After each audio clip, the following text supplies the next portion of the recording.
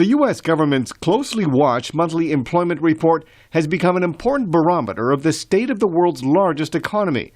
Combined with the debt crisis in Europe and manufacturing slowdowns in Asia, Friday's jobs report paints a picture of a global economy in decline. The International Monetary Fund's managing director, Christine Lagarde. The U.S. economic recovery remains tepid, and downside risks have intensified. The risks include a sharp decline in business confidence due to the failure of European leaders to find a comprehensive solution to what is now a three-year-old crisis.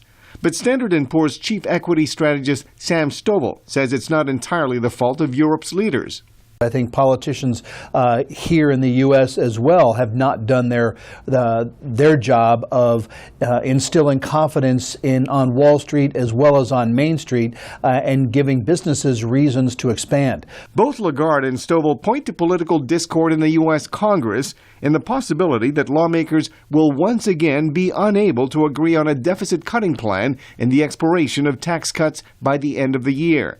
Should that happen, Stovall believes the Federal Reserve is likely to step in with a third round of quantitative easing, essentially pumping more dollars into the economy to stimulate growth. If the politicians allow us to fall off the fiscal cliff because of the sequestration, the forced cuts to Medicare, to spending, as well as the increases in taxes, which the Congressional Budget Office has said would likely throw us into recession.